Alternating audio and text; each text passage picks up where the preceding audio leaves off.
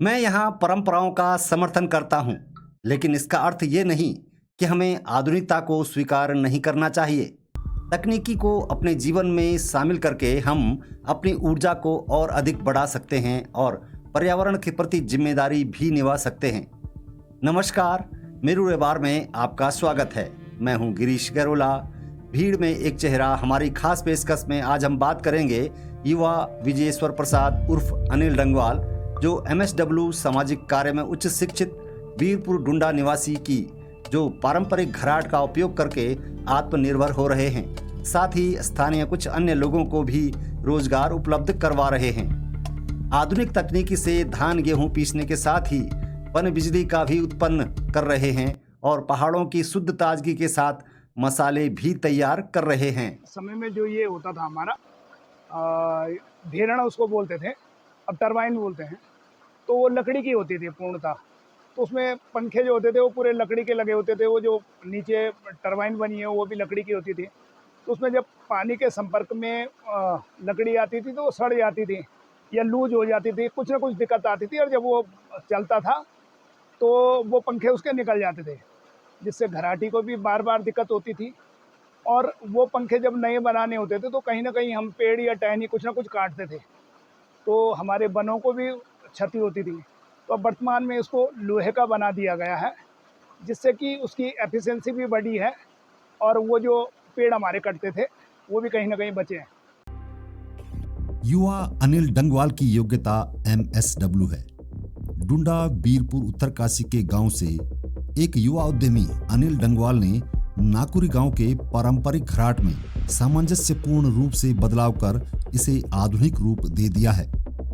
यही वजह है कि IIT रुड़की के छात्र भी उनकी देखरेख में यहां पारंपरिक घराटों पर शोध करने पहुंच रहे हैं। अनिल ने इस गांव में पारंपरिक गेहूं पीसने के काम के साथ ही एक छोटे से हाइड्रो इलेक्ट्रिक जनरेटर का भी इस्तेमाल करना शुरू किया है। इससे उनका घर न केवल बिजली से संपूर्ण हो रहा है, बल्कि उन्हें अतिरिक्त ऊर्जा भी मिल रही है। अनिल डंगवाल ने अपने गांव से शुद्धता और ताजगी के साथ एक और कदम उठाया है। वो गांव में पाए जाने वाले पवित्र हल्दी, धनिया, जीरा और मिर्च सहित पूरी तरह से शुद्ध मसाले तैयार कर रहे हैं।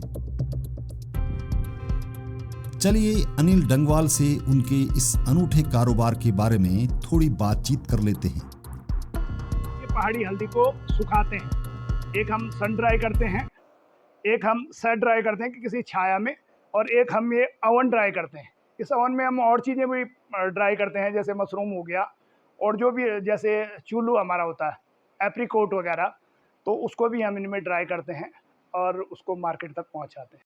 ये ग्राइंडिंग करता है, जैसे हम त्रिफला भी बनाते हैं, अभी मैं दिखाऊंगा, हरड़ा, बहेड़ा और आंवला वगैरह। तो उसका हम इसको तोड़ते हैं। थोड़ा मॉडर्नाइजेशन किया हमने कि जो हम मल्टीग्रेन आटा बनाते हैं घराट से निर्मित कई अनाजों का, तो बहुत सारे अनाजों का आटा इसमें डाल देते हैं और उसको मिलाने के लिए हमने ये मिक्सचर भी बनाया है। बरकरार रहते हैं क्योंकि इससे ठंडा आटा निकलता है। जबकि ये चक्की जो है, ये आधुनिक चक्की लगी है यहाँ पे, ये मॉडर्न चक्की है। अगर इसमें हम आटा पीसते हैं और उस घराट में पीसते हैं तो उसमें बहुत ज़्यादा फ़र्क होता है, क्योंकि इससे जो भी निकलता है वो बहुत गर्म निकलता है और उसके जो पोषक तत्व होते हैं वो जल जाते हैं। जबकि घराट से जो आटा निकलता है वो बिल्कुल ठंडा आटा निकलता है। और धीरे धीरे जब बिजली के इंजन और डीजल इंजन आए तो घराटों से लोग बेमुख हो गए, क्योंकि एक तो ये सुलभ जगह पे नहीं होते थे, ये घाट गधेरों में होते थे, लोगों को बड़ी दिक्कत होती थी। तो पहले तो लोगों की मजबूरी थी कि हम जो भी अनाज हमारे होते थे तो हमें पीसने के लिए घराटों में ही आना पड़ता था।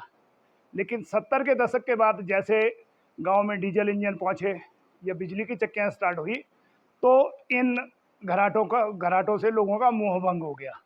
जबकि ये बहुत प्राचीन विज्ञान था। बहुत ये गार्ड है, नाकुरी गार्ड, और इससे हमने ये नहर बना के ये घराट के लिए ये पानी ला रखा है। और इसको हम यहाँ से जब घराट बंद करना होता तो हम इसे यहाँ से बंद कर देते हैं, और जब चलाना हो तो हम इसे यहाँ से डाइवर्ट कर देते हैं। और अब ये पानी हमारे घराट की ओर जा रहा है। घराट पकवाड़ा दिवस आपने किया है क्या? इसके पीछे उद्देश्य रहा है, कब करते हैं? सर 15 जुलाई से हम घराट पखवाड़ा मनाते हैं 27 जुलाई तक। इसके पीछे का उद्देश्य जो है कि हमारे हिमालय रीजन में 3 प्रकार के घराट होते थे। एक तो ऐसे घराट थे कि जो 12 महीने चलते हैं, जहाँ पे पानी की अच्छी उपलब्धता है। दूसरे ऐसे जहाँ पे छोटे चैनल थे, छोटे गदेरे थे, लेकिन वो भी करीब 6 महीने या 3 महीने एक बार चले, फिर बरसात में अच्छी बारिश हो गई तो उसके बाद भी वो चलना शुरू हो जाते थे। और एक पहाड़ों में बहुत से गांव ऐसे थे कि जहाँ पे कोई गदेरे नहीं है इस तरीके, लेकिन जब सावन का महीना आता है तो हर जगह पानी पानी पहाड़ों में हो जाता है। तो कुछ लोगों ने वहाँ पे टेम्परेरी व्यवस्था करके और 15 दिन 1 महीने के लिए ऐसे घराट बनाए थे कि जो बिल्कुल अस्थायी होते थे, कि वो 15 दिन 20 दिन या 1 महीने, जितने दिन सावन बरसेगा उतने दिन चलते थे। लेकिन उतने में उस गांव वाले अपना अनाज पीस देते थे, नहीं तो उनको कहीं दूर जाना पड़ता था। तो इसके पीछे एक तो मकसद ये है कि 15 तारीख से और 27 तारीख तक हम घराट पखवाड़ा के रूप में मनाते हैं कि हमारे सारे घराट उस समय चलते हैं। और 28 तारीख को अंतर्राष्ट्रीय प्रकृति संरक्षण दिवस है। उस दिन हमने शुरुआत की है घराट दिवस की, कि इसलिए कि ये प्रकृति का एक बहुत अच्छा विज्ञान भी है और इसको सबसे ज़्यादा संरक्षण की ज़रूरत है, क्योंकि जितनी स्पीड से घराट मरे हैं, शायद ही कोई और पारंपरिक विज्ञान मरा होगा, तो उसको संरक्षण की ज़रूरत भी है। और चीज़ों को जोड़ के एक अपनी आजीविका को चलाने का एक माध्यम हमने इसको बना दिया है। और ये तो गाड़ गदेरों का प्रदेश है, बहुत से युवा आए हैं और यहाँ पे देखें, और वो युवा जो करेंगे वो इससे बेहतर करेंगे। क्योंकि हमने जब करा, हमारे पास कोई सोच नहीं थी, हमने एक छोटा सा घराट लगाया था, लेकिन धीरे धीरे फिर हमने सोचा कि यार एक घराट से तो बस एक ही व्यक्ति की आजीविका चल पाएगी, तो कैसे इसमें ज़्यादा लोगों को जोड़ें। ये जो घराट है ये बिल्कुल ट्रेडिशनल भी है।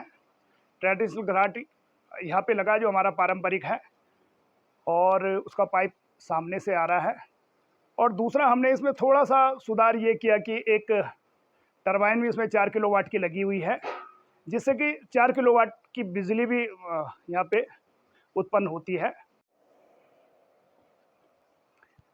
ये जो घराट है ये बिल्कुल ट्रेडिशनल भी है। ट्रेडिशनल घराट यहाँ पे लगा जो हमारा पारंपरिक है, और उसका पाइप सामने से आ रहा है। और दूसरा हमने इसमें थोड़ा सा सुधार ये किया कि एक टरबाइन भी इसमें 4 किलोवाट की लगी हुई है, जिससे कि 4 किलोवाट की बिजली भी यहाँ पे उत्पन्न होती है।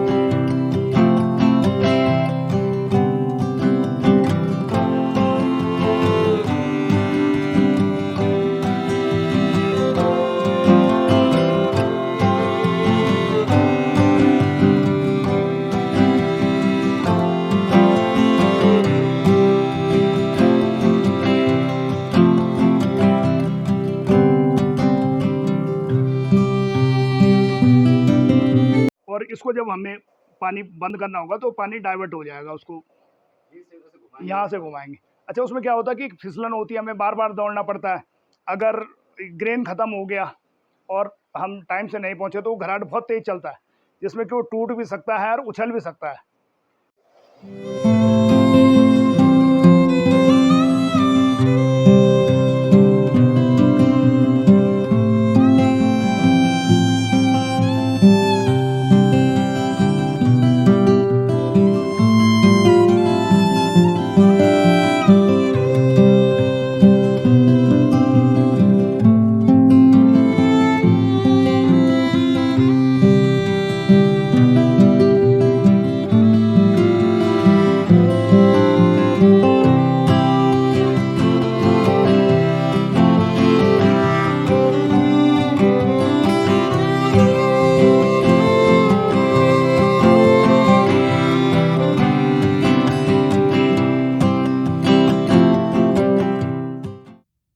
अनिल डंगवाल की कहानी हमें सिखाती है कि अपनी रुचि को बनाए रखते हुए हम आधुनिक तकनीकी का सही तरीके से इस्तेमाल कर सकते हैं और अपनी परंपरा का भी समर्थन कर सकते हैं।